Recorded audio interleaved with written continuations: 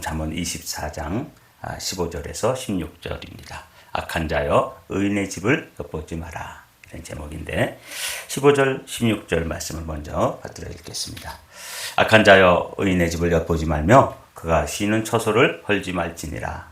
대저 의인은 7번 넘어질지라도 다시 일어나려니와 악인은 재앙으로 말미암아 엎드려지느니라. 오늘 말씀은 아주 소망이 넘치는 그런 말씀입니다. 그리고 인류의 이 마지막이 어떻게 되어질지에 대한 결론적인 말씀인데, 이 말씀이 우리에게 아주 분명한 믿음의 가치관으로, 신앙적 가치관으로 딱 자리 잡고 있어야지만 우리는 믿음의 길을 갈 수 있습니다. 한 절 한 절 좀 뜯어보도록 하죠. 악한 자여 의인의 집을 엿보지 말고 그가 쉬는 처소를 헐지 말지니라. 여기 악한 자여 하는 말은 지금 악한 사람들을 향해서 주시는 말씀이기도 하고, 이 말씀은 또 조금 다르게 번역을 가능해요. 악한 자들처럼 이라고 번역이 가능한 말씀인데, 악한 자여 그러면 지금 악을 행하는 사람들에게만 해당되지만 악한 자들처럼 이라고 번역되어지면 지금은 그냥 일반적인 여러 사람들을 향해서 주시는 말씀이지만 그들에게 지금 악을 행하고 있는 그 사람들과 같이 인생을 경영하고 살지 말아라, 그런 의미가 되기 때문에 악한 자들처럼 이라고 번역하는 것이 더 의미가 있겠다, 이런 생각을 해봅니다. 악한 자여 의인의 집을 엿보지 말아라. 의인의 집이라고 하는 게 이제 그 가축, 양이라든지 염소라든지 소라든지 이런 걸 우리가 가축을 이렇게 기르면 가축을 가두어서 이제 기르기 위해서 울타리를 치고 또 거기에 양이나 염소에 우리를 짓고 그렇게 하잖아요. 여기 집이라는 것은 우리 가정뿐만, 그런 가정보다는 그런 양의 우리, 또 양들이 거하는 그런 움막 같은 거, 이런 걸 이야기하는 거예요. 그러니까 의인들을 양에 이제 비유한 것이죠. 그래서 악한 자들아, 또 악한 자들처럼 의인의 집을 엿보지 말며, 이 엿보다는 말은 그냥 이렇게 슬쩍 보는 정도가 아니라 호시탐탐이라고 그러죠. 호시라는 게 뭐냐면 호랑이의 눈으로, 이런 뜻이에요. 그러니까 이 맹수들이 양이라든지 이 초식 동물을 잡는데도 얼마나 신중하게 이렇게 그 행동을 하는지 여러분 아시죠? 동물의 왕국 같은 거 보면은 사슴이라든지 또는 그 초식 동물 중에서 그 연약한 새끼들, 이런 것들을 잡는데도 이 맹수들이 아주 그 시선을 고정하고 그다음에 납작 엎드려가지고 살금살금 기어가는데 정말 소리도 안 들릴 정도로, 초식 동물들도 이 약하기 때문에 자기를 보호하기 위해서 이 청각이 발달했잖아요. 그런데 그 청각이 발달한 초식 동물들도 알아채지 못하도록 여기 엿본다는 말은 해치기 위해 가지고 아주 기회를 노리는 이런 모습을 말하는 거예요. 이렇게 이제 맹수들이 약한 짐승들을 움키기 위해 가지고 이렇게 이제 엿본다, 이런 거죠. 그가 쉬는 처소를 헐지 말지니라. 이 헌다는 말이 이제 무너뜨리는 것이죠. 그러니까 악한 자들이 마치 양이나 염소의 우리를 가만히 이렇게 엿보다가 그것을 이제 해치게 되는 이런 모습을 그리면서 이렇게 하지 말아라. 그러니까 이제 우리는 이제 이런 모습을 많이 보지 못하지만 그 목축업을 하는 그 팔레스타인 그 환경에서는 이 맹수들이 양의 우리를 엿보다가 아주 호시탐탐 노리고, 특히 어떤 동물이 제일 약한지, 뒤에 처져 있는지, 그리고 덮치더라도 저항을 못할지, 이런 걸 잘 면밀히 관찰하다가 그만 이제 덮치는 거죠. 그래서 이제 맹수들이 양이나 염소를 움켜가게 되는 이런 장면을 말하면서 악인들에게 의인들을 그렇게 하지 말아라, 이렇게 말씀하시면서 대저 이렇게 돼 있죠. 영어 성경에 보면 for라고 이렇게 돼 있잖아요. 이유를 이야기하는 거예요. 왜 의인들을 건드리면 안 되는지, 의인들이 약한 양이나 염소의 새끼처럼 또 초식 동물들의 그 연약한 동물들처럼 그렇게 보이지만 그거 건드려서는 안 되는 이유를 이렇게 말씀하십니다. 대저 의인은 7번 넘어질지라도 다시 일어나려니와 악인은 재앙으로 말미암아 엎드러지느니라. 여기 흥미로운 게 뭐냐면 의인들도 넘어지고 악인들도 엎어지고 이렇게 한다는 거죠. 그런데 결과는 달라요. 의인들은 7번 넘어진다. 그러니까 7번이라는 건 뭐 우리가 이 성경에서 늘 아주 완전수를 의미하기 때문에 의인들이 실패하고 넘어지면 이제 재기가 불능할 것이다. 사람들 보기에는 이제 끝이야. 저 사람이 이제 인생 끝났구나. 이렇게 볼 정도로 7번 넘어진다는 건 그런 뜻이에요. 더 이상 소망이 없는 상태. 그렇게 완벽하게 무너져도 다시 일어날 수 있다. 그 이유가 이제 우리 잠시 후에 살펴보게 될 거예요. 그러나 악인들은 넘어지면 더 이상 일어날 수가 없는 거예요. 끝나는 거죠. 그 이유를 한번 시편 34편을 통해서 한번 알아보죠. 왜 의인들은 7번 넘어진다. 아주 완전하게 망하는 것처럼 보이는 상황에서도 결국은 다시 일어나고 재기에 성공하는가? 이렇게 되어 있습니다. 시편 34편 15절 또 17절 이렇게 보도록 하죠. 여호와의 눈은 의인을 향하시고 그의 귀는 그들의 부르짖음에 기울이시는도다. 참 소망이 되는 말씀이죠. 그러니까 주님께서는 늘 악한 자들이 마치 양이나 염소 또는 연약한 초식 동물들을 삼키기 위해 가지고 아주 호시탐탐 호랑이의 눈으로 맹수들이 이렇게 지켜보고 있는 시선이 있는 반면에 거기에 또 그 위에는 누가 있어요? 하나님도 그들을 지키시고 보호하시기 위해서 눈이 의인들을 향하신다. 이렇게 되어 있어요. 참 제 마음속에 소망으로 다가왔습니다. 여호와의 얼굴은 악을 행하는 자를 향하사 그들의 자취를 땅에서 끊으려 하시는도다. 또 의인들만 보고 있는 게 아니라 악인들의 악행도 다 지켜보고 계신다고 시인은 이야기하는 거죠. 이 다윗은 이런 경험을 늘 삶 속에서 하기 때문에 이제 이렇게 시로 인생을 논하고 있는 것이죠. 17절 말씀 함께 읽어보겠습니다. 의인이 부르짖음에 여호와께서 들으시고 그들의 모든 환난에서 건지셨도다. 그렇기 때문에 우리가 이제 이렇게 이 잠언의 지혜자는 대저 의인은 7번 넘어질지라도 다시 일어날 수 있다. 왜냐하면 이렇게 나온 거죠. 그 이유가 뭐라고요? 하나님께서 의인들을 향하여 잘 지켜보고 계시고 하나님께서 귀를 기울이셔서 의인들의 간구 부르짖음을 들으시고 응답하시기 때문이다. 환난에서 건져주시기 때문에 의인들은 7번 넘어져서 사람들의 보기에는 자기가 보기에는 이제 완전히 끝났다. 상황 끝. 더 이상 재기의 소망이 없다. 이런 상황이 있을 수 있죠. 그게 뭐 경제적인 어떤 큰 손실을 입는 문제라든지 또 자녀의 문제라든지 또 건강의 문제라든지 이제 끝이야. 이렇게 생각될 때라도 의인들은 하나님께서 지켜보고 계시고 귀 기울여서 들으시기 때문에 의인들은 다시 한번 일어날 수 있다. 그러나 똑같이 넘어지는데 의인들은 7번 넘어져도 다시 일어나지만 악인들은 그렇지 않아요. 그 이유를 이렇게 시편 34편에서는 기록하고 있습니다. 짧은 구절이니까 한번 읽어보실까요? 악이 악인을 죽일 것이라 의인을 미워하는 자는 벌을 받으리로다. 그렇습니다. 악이 누구의 악이에요? 자기가 가지고 있는 악행이 결국 자기를 죽이게 되고 자기를 멸하게 되고 자기를 자승자박하게 되는 거예요. 참 두려운 말씀이죠. 악이 악인을 죽일 것이라. 이 정도는 외울 수 있죠. 시편 34편의 다윗이 자신의 인생을 쭉 보면서 악인들이 어떻게 멸망하는가? 악한 사람들이 최종적으로 엎드려져서 다시 일어나지 못하는데 그 이유는 뭐냐면 악이 악인을 죽일 것이라. 의인을 미워하는 이 사람들을 악인이라고 부르는데 이 사람들은 자기가 자기 벌을 자초하는 거예요. 이게 이제 오늘 의인들은 7번 넘어질지라도 다시 일어나지만 악인들은 엎드러지면 다시 일어난다는 말이 없어요. 왜 그런가? 이유가 그거예요. 악이 악인을 죽일 것이기 때문이다. 이런 예를 한두 가지 예를 좀 들어보도록 하죠.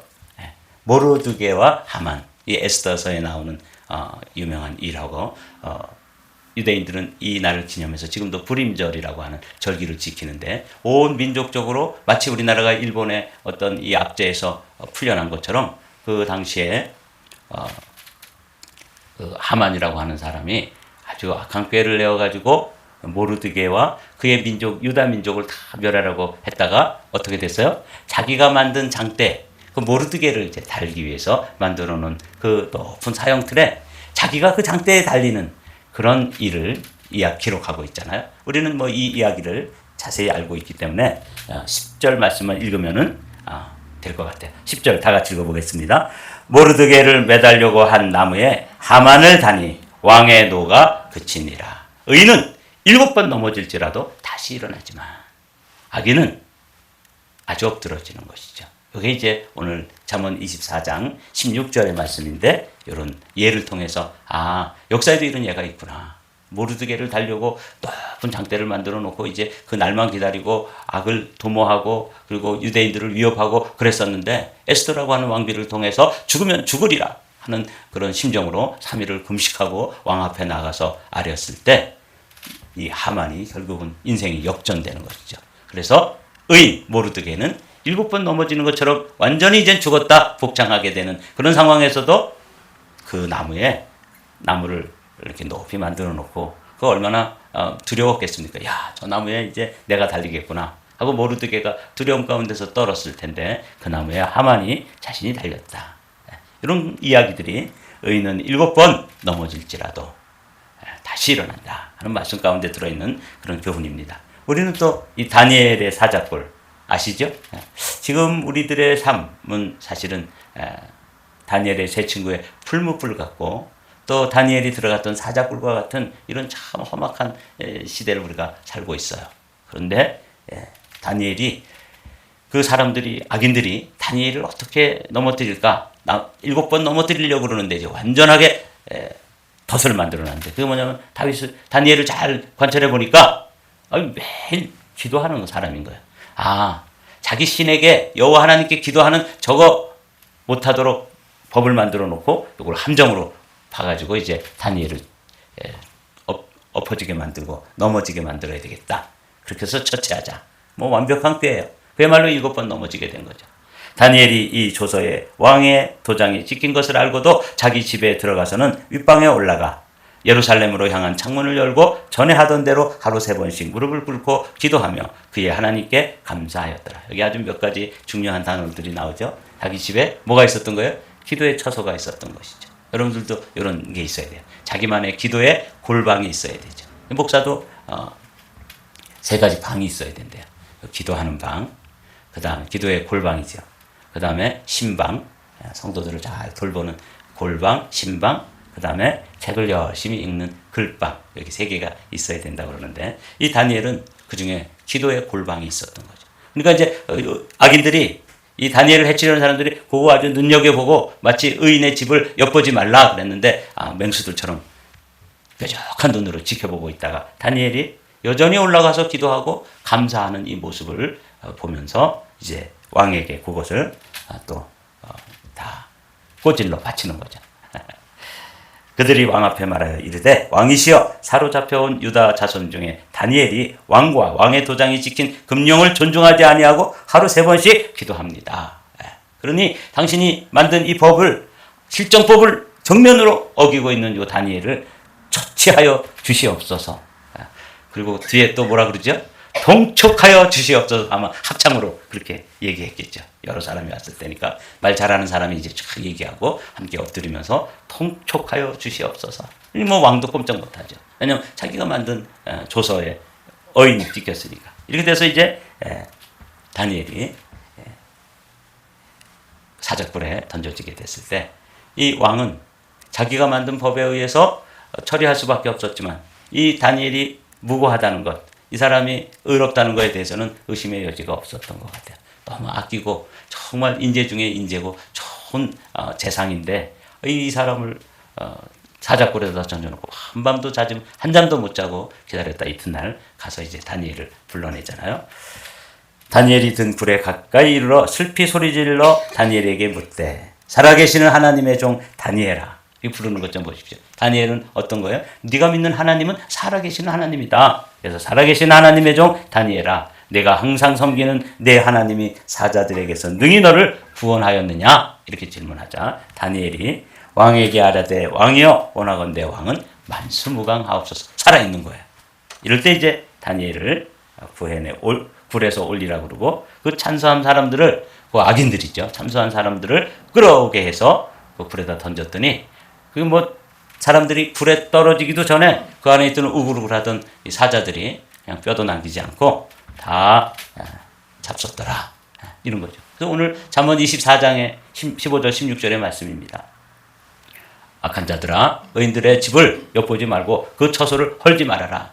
대저 의인들은 7번 넘어질지라도 다시 일어난다. 그러나 악인들은 엎드러지면 아주 넘어지는 것이다. 이렇게 이제 오늘 잠언 24장의 말씀인데, 오늘 모르드게의 예와 이 다니엘의 예를 통해서 의인들은 하나님께서 결국은 이기게 해주시는구나 하는 것을 이제 우리가 알게 됩니다. 저는 감리교 목사입니다. 우리 교회가 제가 요즘 장로교, 감리교, 성결교, 순복음 이런 얘기 안 하잖아요. 저도 제가 감리교 목사라는 이야기를 좀처럼 하지 않습니다. 또 할 이유도 없고 성경 이야기만 하면 되니까. 그런데 감리교의 교리, 우리가 믿는 교리를 선언적으로 이렇게 만들어 놓은 걸 감리교의 교리적 선언이라고 되어 있어요. 사도신경 같은 거죠. 우리가 뭘 믿느냐. 그 중에 8번째 조항이 이제 마지막 조항인데, 제가 제일 좋아하고 어려운 일을 만날 때마다, 또 이렇게 목회를 하다 보면 성도들 사이에서의 문제도 있지만 목회자와 목회자 사이, 또 제가 목회자로서 교단의 그 불의한 상황과 부딪힐 때가 있어요. 이럴 때 제가 늘 마음속에 간직하고 또 되뇌이고 또 이 사실을 붙잡고 그 불의한 현실들을 넘어서는 그 선언문 중에 마지막 조항을 저는 늘 사랑하고 입술로 선포합니다. 맨 위에 한 줄만 읽어보실까요? 우리는 의의 최후 승리와 영생을 믿노라. 오늘 잠언 24장 15절 16절의 말씀은 요약하면 이렇게 요약할 수가 있는 거야. 나는 의의 최후 승리, 의가 최종적으로 승리한다. 지금은 악이 승리하는 것처럼 보이고 악한 목회자들이 교회도 뺏고 또 성도들도 뺏고 또 목회를 어렵게 하고 또 그들이 승승장구하고 이렇게 보여도 우리가 늘 믿어야 되는 건 의가 최후로 승리한다. 다니엘처럼 또 에스더와 모르드게처럼 의가 최후로 승리한다. 여러분 이 사실을 믿습니까? 이래야지만 오늘을 견뎌낼 수 있고 오늘을 승리할 수 있습니다. 이걸 이제 조금 개정을 했는데, 거기 이제 밑에 똑같은 조항을 요즘은 이렇게 조금 풀어가지고 만들어 놓았습니다. 우리는 예수 그리스도의 재림과 심판, 우리의 몸의 부활과 영생, 그리고 의의 최후 승리와 영원한 하나님 나라를 믿습니다. 아주 내용은 좋은데 좀 복잡해. 저는 그래서 그냥 옛날에 있었던 조항, 우리는 의의 최후 승리와 영생을 믿노라. 여기 다 들어있잖아요. 이 안에. 이 밑에 디테일하게 적어놓은 것들이 다 들어있기 때문에 여러분들은 오늘 이 잠언 24장 15절 16절의 말씀을 이제 마치게 되는데, 절수는 잘못 적어진 거예요. 13절 14절이 아니라 그 앞에 나와 있는 것처럼 15절 16절입니다. 악한 자여 의인을 엿보지 말며 그가 쉬는 처소를 헐지 말지니라. 대저 의인은 7번 넘어질지라도 다시 일어나려니와 악인은 재앙으로 말미암아 엎드러지느니라. 다 같이 넘어지지만 악인은 영원히 넘어지고 의인은 다시 일어난다. 부활의 날에 승리하고. 그래서 우리는 의의 최후 승리와 영생을 믿음으로 믿고 오늘도 이 불의한 현실을 돌파하고 뚫고 지나가면서 한 걸음씩 한 걸음씩 승리하게 되시기를 주님의 이름으로 축복합니다.